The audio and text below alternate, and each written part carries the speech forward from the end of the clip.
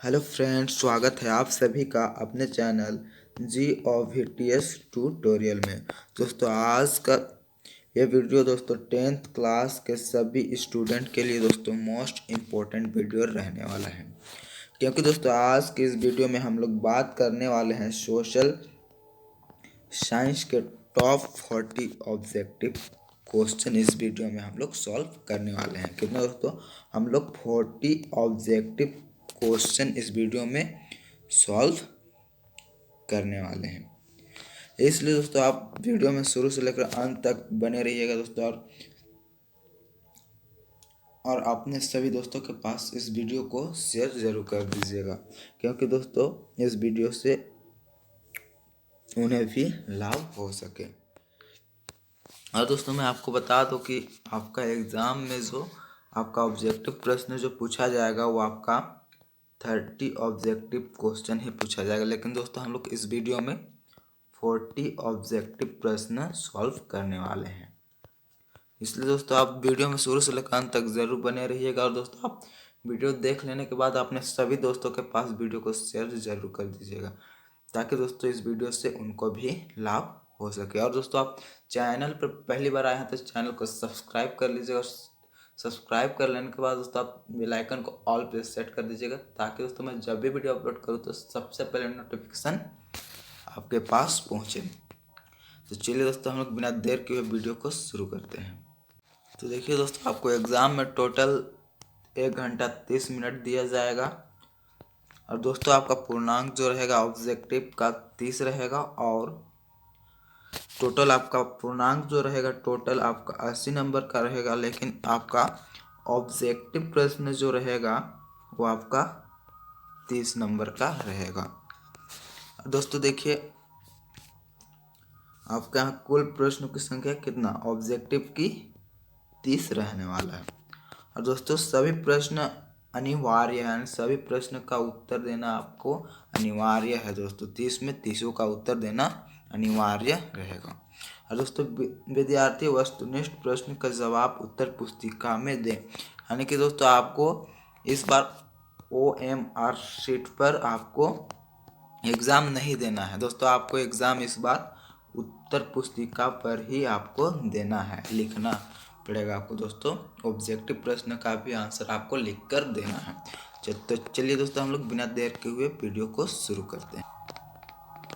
तो देखिए दोस्तों, आपका पहला प्रश्न जो कहता है दोस्तों, देखिए क्या कहता है। देखिए, राष्ट्रवाद में एक निश्चित भौगोलिक क्षेत्र में रहने वाली जनता इनमें से किसके द्वारा जुड़ी होती है?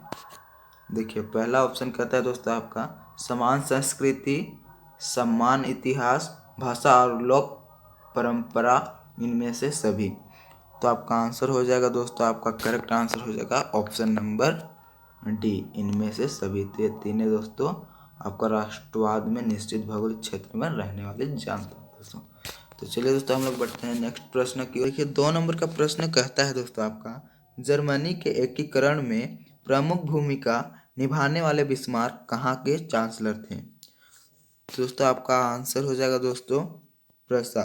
और बिस्मार्क जो थे दोस्तों, ये आपका लौह और रक्त के नीति को विश्वास करता था, और दोस्तों ये आपका प्रूसिया का चांसलर बना। तो हम लोग बढ़ते हैं नेक्स्ट प्रश्न की ओर। देखिए 3 नंबर का प्रश्न कहता है दोस्तों आपका सरदार वल्लभ भाई पटेल ने किस किसान आंदोलन का नेतृत्व किया?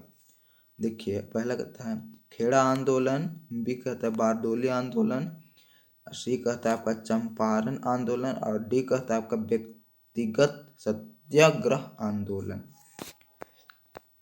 तो देखिए दोस्तों आपका आंसर जो हो जाएगा दोस्तों 3 नंबर का आपका option number B correct answer हो जाएगा बारदोली आंदोलन। और दोस्तों इसी बारदोली आंदोलन के दौरान बारदोली के महिलाओं ने वल्लभ भाई पटेल को सरदार की उपाधि दी थी, और उस दिन से वल्लभ भाई पटेल को सरदार वल्लभ भाई पटेल के नाम से जाना जाता है दोस्तों। तो चलिए आपका आंसर जो हो जाएगा दोस्तों option number B. Correct answer option number B हो जाएगा। हम लोग बढ़ते हैं नेक्स्ट प्रश्न की ओर। देखिए 4 नंबर का प्रश्न है दोस्तों, साइमन कमीशन भारत क्यों आया? तो साइमन कमीशन भारत क्यों आया था दोस्तों, ये आपको बताना है दोस्तों। तो आपका करेक्ट आंसर जो हो जाएगा दोस्तों ऑप्शन नंबर ए, भारत में संवैधानिक व्यवस्था की कार्यशैली का अध्ययन करने आया था। और दोस्तों ये जो आया था आपका ये 1928 में ये साइमन कमीशन भारत आए थे। बढ़ते हैं नेक्स्ट प्रश्न। देखिए दोस्तों 5 नंबर का प्रश्न आपका कहता है, प्राचीन काल में किस स्थल मार्ग से एशिया और यूरोप का व्यापार होता था? तो एशिया और यूरोप का व्यापार होता था तो ये दोस्तों आपका रेशम मार्ग से होता था। और दोस्तों रेशम मार्ग को दोस्तों आपका सिल्क रोड से भी जाना जाता है। सिल्क रूट, रेशम मार्ग दोस्तों सिल्क रूट भी कहते हैं इसे। और दोस्तों इसी रूट से चीनी रेशम की पोटली ले जाया जाता था। और साथ ही साथ बहुत सारे धर्म प्रचारक लोग और यात्री लोग आते जाते थे इस रेशम मार्ग से। तो आपका करेक्ट आंसर जो हो जाएगा दोस्तों ऑप्शन नंबर बी आपका करेक्ट आंसर हो जाएगा। देखिए 6 नंबर का प्रश्न आपका कहता है दोस्तों, गाड़ियों के उत्पादन के लिए असेंबली लाइन का प्रयोग अमेरिका में सबसे पहले किसने किया था? तो किसने किया था दोस्तों, ये आपको बताना है। तो आपका आंसर हो जाएगा दोस्तों 6 नंबर का option number D, Henry Ford ने किया था। और ये दोस्तों आपका फोर्ड कंपनी के जो संस्थापक थे वो कौन? हेनरी फोर्ड जो थे वो फोर्ड कंपनी के संस्थापक थे। देखिए 7 नंबर का प्रश्न आपका कहता है दोस्तों, डॉन ऑफ द सेंचुरी नामक चित्र में किसका महिमंडन है? दोस्तों आपका करेक्ट आंसर हो जाएगा ऑप्शन नंबर सी, औद्योगिकरण। बढ़ते हम लोग नेक्स्ट प्रश्न की ओर। देखिए 8 नंबर का प्रश्न आपका कहता है दोस्तों, स्पिनिंग जेनी मशीन ने किस प्रक्रिया में वृद्धि की? तो किस प्रक्रिया में वृद्धि की थी दोस्तों? आपका करेक्ट आंसर हो जाएगा ऑप्शन नंबर ये। अरे दोस्तों इसका आविष्कार दोस्तों कताई, इस स्पिनिंग जेनी मशीन का दोस्तों आविष्कार दोस्तों जेम्स हारग्रीव ने किया था। लगभग कितना दोस्तों 1733 या फिर 34 ईस्वी में उसी के आसपास ये हुआ था। दोस्तों आपका करेक्ट आंसर हो जाएगा ऑप्शन नंबर पहला, कताई। देखिए 9 नंबर का प्रश्न आपका कहता है दोस्तों, भारत में पहला प्रिंटिंग प्रेस किनके द्वारा लाया गया था? तो 9 नंबर का आपका आंसर जो हो जाएगा दोस्तों ऑप्शन नंबर बी, पुर्तगालियों द्वारा लाया गया था। देखिए 10 नंबर का प्रश्न जो है दोस्तों क्या कहता है, गैलिक क्या है? तो गैलिक क्या है दोस्तों आपका? तो 10 का करेक्ट आंसर हो जाएगा आपका ऑप्शन नंबर ए, धात्विक फ्रेम है। गैलिक क्या है? धात्विक फ्रेम। अरे दोस्तों 1 से आपका 10 नंबर तक का प्रश्न जो था दोस्तों ये आपका हिस्ट्री का क्वेश्चन था, इतिहास का प्रश्न था। एक नंबर से 10 नंबर तक का प्रश्न। अब हम लोग 11 से देखेंगे दोस्तों, ये आपका सिविक्स का प्रश्न है दोस्तों। 11 नंबर से आपका 20 तक सिविक्स का रहने वाला है। तो देखिए दोस्तों आपका 11 नंबर का प्रश्न कहता है, यदि सरकार के विभिन्न अंगों विधायिका, कार्यपालिका और न्यायपालिका के बीच सत्ता का बंटवारा रहता है तो उसे सत्ता का खाली स्थान वितरण कहा जाता है। तो क्या कहा जाता है दोस्तों? तो आपका 11 नंबर का आंसर हो जाएगा दोस्तों ऑप्शन नंबर पहला, क्षैतिज। बढ़ते हैं नेक्स्ट। देखिए दोस्तों 12 नंबर का प्रश्न आपका कहता है भारतीय संघ में इस समय है, तो भारतीय संघ में इस समय कितना राज्य और कितना संघीय क्षेत्र है। तो इस समय है जो वर्तमान में है दोस्तों, तो 12 का आपका करेक्ट आंसर क्या हो दोस्तों ऑप्शन नंबर बी। अभी 28 राज्य और 8 संघीय क्षेत्र हैं। ऑप्शन नंबर आपका बी करेक्ट आंसर हो जाएगा। देखिए 13 नंबर का प्रश्न कहता है आपका दोस्तों मैक्सिको ओलंपिक की कहानी किस आंदोलन से संबंधित है। तो आपका 13 नंबर का आंसर हो जाएगा दोस्तों ऑप्शन नंबर सी, नागरिक अधिकार आंदोलन। देखिए 14 नंबर का प्रश्न आपका कहता है दोस्तों संविधान के किस अनुच्छेद द्वारा अस्पृश्यता को समाप्त कर दिया गया। तो आपका करेक्ट आंसर हो जाएगा दोस्तों 14 नंबर का ऑप्शन नंबर डी, अनुच्छेद 17। आप लोग याद रखिए कि अनुच्छेद 17 को समाप्त कर दिया गया।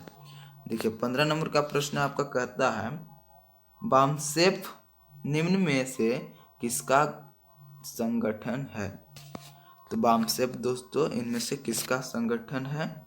तो आपका आंसर जो हो जाएगा दोस्तों 15 नंबर का ऑप्शन नंबर बी, सरकारी कर्मचारियों की एसटी, एससी और बीसी का है। हम लोग बढ़ते हैं नेक्स्ट प्रश्न। देखिए 16 नंबर का प्रश्न है दोस्तों क्या कहता है भारत में राजनीतिक दलों को मान्यता कौन देता है। तो कौन भारत में राजनीतिक दलों को कौन मान्यता देता है दोस्तों। तो 16 नंबर का आपका आंसर हो जाएगा ऑप्शन नंबर डी, चुनाव आयोग। चुनाव आयोग जो है भारतीय राजनीतिक दलों को मान्यता देता है। देखिए 17 नंबर का प्रश्न आपका कहता है लोकतांत्रिक सरकार होती है। तो लोकतांत्रिक सरकार क्या होती है। तो 17 नंबर का आपका आंसर हो जाएगा ऑप्शन नंबर डी, उपरोक्त सभी। यानी कि दोस्तों आपका लोकतांत्रिक सरकार उत्तरदायी सरकार भी होती है, जिम्मेदार सरकार भी और वैध सरकार भी होती है। तो ये तीनों आपको करेक्ट आंसर हो जाएगा, इसलिए आपका option number D correct answer हो जाएगा। देखिए दोस्तों आपका 18 नंबर का प्रश्न कहता है लोगों को राजनीतिक सुधार लागू करने में और सशक्त बनाने वाला कौन सा अधिनियम श्रेष्ठतम है। तो 18 नंबर का दोस्तों आपका करेक्ट आंसर हो जाएगा ऑप्शन नंबर ए, सूचना का अधिकार, जिससे दोस्तों भारत में आपका दोस्तों 2005 में आपका लागू किया गया है। कब दोस्तों इसे आपका सूचना का अधिकार इसे दोस्तों आपका कब 2005 में लागू किया गया। हम लोग बढ़ते हैं नेक्स्ट प्रश्न की ओर दोस्तों। देखिए 19 नंबर का प्रश्न आपका कहता है निम्न में से किस राजनीतिक संस्था में महिलाओं के लिए सीटें आरक्षित हैं। लोकसभा में या फिर विधानसभा में, पंचायत राज में, फिर उपरोक्त सभी। तो दोस्तों आपका आंसर जो हो जाएगा दोस्तों ऑप्शन नंबर सी, आपका करेक्ट आंसर हो जाएगा 19 का ऑप्शन नंबर सी, जहां दोस्तों 50% आपका सीटें जो है वो आरक्षित की जाती है दोस्तों महिलाओं के लिए। देखिए 20 नंबर का प्रश्न कहता है आपका नर्मदा बचाओ आंदोलन का नेतृत्व किसने किया था। तो किसने किया था दोस्तों। तो आपका 20 का आंसर हो जाएगा दोस्तों option number B correct answer हो जाएगा। मेधा पाटेकर ने नर्मदा बचाओ आंदोलन का नेतृत्व किया था। हम लोग बढ़ते हैं नेक्स्ट प्रश्न की ओर। देखिए 21 नंबर का प्रश्न आपका कहता है समप्यता के आधार पर संसाधन कितने प्रकार के होते हैं। तो दोस्तों समप्यता के आधार पर संसाधन कितने प्रकार के होते हैं। तो दोस्तों ये बहुत ही आसान क्वेश्चन है दोस्तों, ये आपका करेक्ट आंसर हो जाएगा ऑप्शन नंबर 2। नवीकरणीय संसाधन और अनवीकरणीय संसाधन है। आपका correct answer option number A हो जाएगा। देखिए 22 नंबर का प्रश्न आपका कहता है, किस राज्य में काली मृदा मुख्य रूप से नहीं पाई जाती है? तो किस राज्य में नहीं पाई जाती है दोस्तों? यह भी बहुत ही आसान सवाल है। देखिए महाराष्ट्र में पाई जाती है, गुजरात में भी पाई जाती है दोस्तों, मध्य प्रदेश में भी पाई जाती है, तो राजस्थान में आपका नहीं पाई जाती है दोस्तों। राजस्थान में आपका बालू ही बालू है, तो दोस्तों वहाँ मिट्टी कहाँ से मिलेगी आपको? इसलिए दोस्तों आपका करेक्ट आंसर हो जाएगा ऑप्शन नंबर डी। राजस्थान में आपका काली मृदा नहीं पाई जाती है। देखिए 23 नंबर का प्रश्न आपका कहता है, भारत में जैव विविधता को कम करने वाले कारक कौन हैं? तो आपका आंसर कौन हो जाएगा दोस्तों? तो 23 नंबर का आपका आंसर क्या होगा? देखिए कि वन्य जीवन के आवास का विनाश। जी हाँ, ये भी हो जाएगा। वन्य जीवन को मारना या शिकार करना, यह भी आपका करेक्ट है। पर्यावरणीय प्रदूषण एवं दवा नल, तो ये तीनों जो है दोस्तों आपका करेक्ट है, इसलिए दोस्तों आपका option number D correct answer हो जाएगा। ऑप्शन नंबर डी आपका करेक्ट आंसर हो जाएगा। देखिए 24 नंबर का प्रश्न आपका कहता है दोस्तों, बहुउद्देशीय परियोजनाओं का कौन सा लाभ है? तो 24 नंबर का आपका आंसर हो जाएगा दोस्तों ऑप्शन नंबर डी, उपरोक्त सभी। देखिए बाढ़ पर नियंत्रण, सिंचाई की सुविधा और जल विद्युत उत्पादन बहुउद्देशीय परियोजनाओं का लाभ है दोस्तों। इसलिए दोस्तों आपका करेक्ट आंसर हो जाएगा ऑप्शन नंबर डी, उपरोक्त सभी। देखिए 25 का आपका प्रश्न कहता है, चाय, कॉफी, रबर, गन्ना, केला आदि किस तरह की फसलें हैं? तो 25 नंबर का आपका आंसर हो जाएगा दोस्तों ऑप्शन नंबर सी, रोपण फसलें, जिसको दोस्तों 1 साल लगा देते हैं और दोस्तों 1, 2, 3, 4 साल तक उपज लेते हैं। एक बार लगाने के बाद दोस्तों 2, 3, 4 साल तक उपज लेते हैं। देखिए 26 नंबर का प्रश्न कहता है आपका, भारत में धान की खेती मुख्य रूप से किस फसल ऋतु में की जाती है?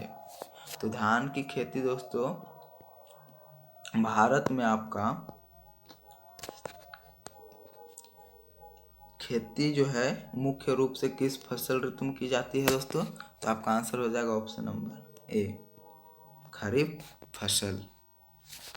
खरीफ फसल में की जाती है, जिसे दोस्तों आपका इसे लगाया जाता है जून और जुलाई में लगाते हैं, और दोस्तों इसे काटते हैं अक्टूबर या फिर अक्टूबर, नवंबर, दिसंबर, ये तीनों महीनों में कटाई चलता है। तो आपका आंसर हो जाएगा ऑप्शन नंबर ए, खरीफ फसल।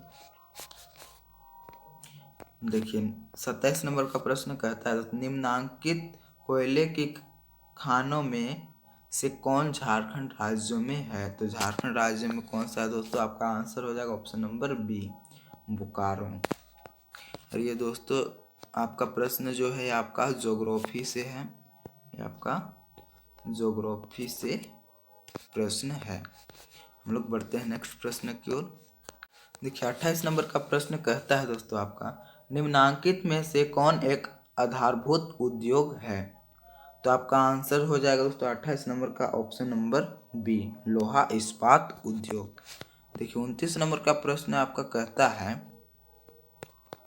देखिए क्या कहता है दोस्तों, कारखानों द्वारा निष्कासित 1 लीटर अपशिष्ट से लगभग कितना गुना जल प्रदूषित होता है? तो कितना गुना जल प्रदूषित होता है? तो दोस्तों आपका करेक्ट आंसर हो जाएगा ऑप्शन नंबर सी, 8 गुना। देखिए 30 नंबर का प्रश्न कहता है, निम्नांकित में से सड़क परिवहन के बारे में कौन कथन असत्य है? देखिए ये नंबर का था, सड़क घर सेवाएं उपलब्ध करती है, जी हाँ कराती है।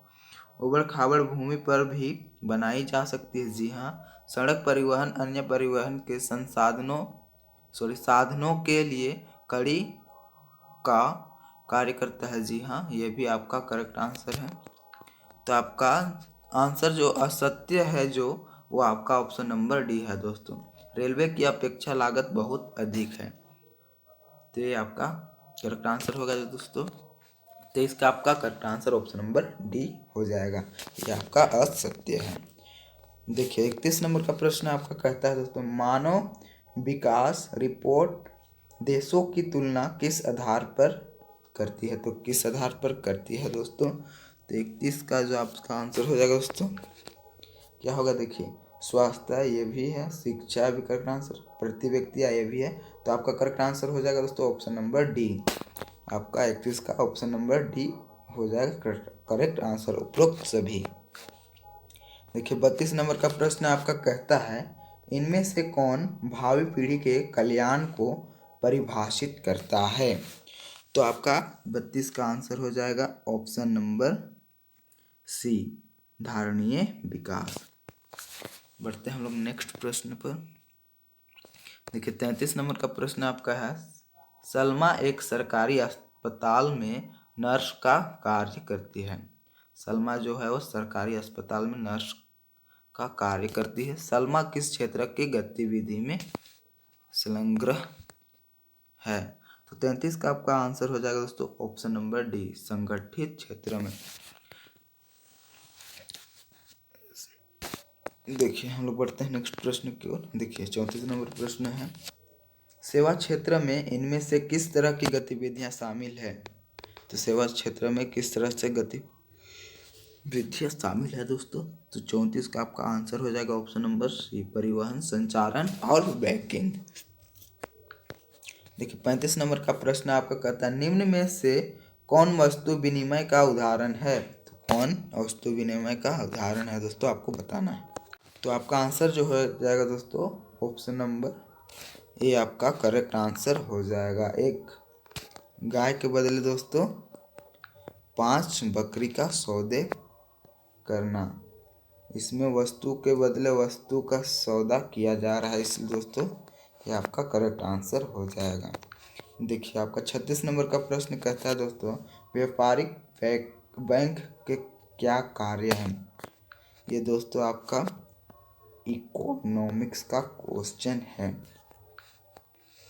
तो व्यापारिक बैंक के क्या कार्य है दोस्तों, साख निर्माण, जी हाँ ये भी है, ऋण देना ये भी है, जमा स्वीकार करना। तो ये दोस्तों तीनों कार्य बैंक के हैं, इसलिए दोस्तों आपका करेक्ट आंसर हो जाएगा ऑप्शन नंबर डी, इनमें से सभी। देखिए 37 नंबर का प्रश्न आपका है दोस्तों, बहुराष्ट्रीय कंपनियां का खलिस्तान देशों में उत्पादन पर नियंत्रण होता है। तो आपका आंसर हो जाएगा ऑप्शन नंबर सी, एक से अधिक देशों में उत्पादन पर नियंत्रण होता है। देखिए 28 नंबर का प्रश्न आपका कहता है दोस्तों, फोर्ड मोटर किस देश की कंपनी है। तो किस देश की कंपनी है दोस्तों। तो आपका 38 नंबर का आंसर हो जाएगा दोस्तों ऑप्शन नंबर सी, अमेरिका। देखिए 39 नंबर का प्रश्न आपको कहता है, हॉलमार्क किस प्रकार की वस्तुओं की गुणवत्ता का प्रमाणक चिन्ह है। तो आपका 39 का करेक्ट आंसर हो जाएगा दोस्तों ऑप्शन नंबर सी, आभूषण। देखिए 40 नंबर का प्रश्न आपका कहता है, राष्ट्रीय उपभोक्ता दिवस किस तिथि को मनाया जाता है। तो ये जो आपका राष्ट्रीय उपभोक्ता दिवस मनाया जाता है दोस्तों आपका 24 दिसंबर को।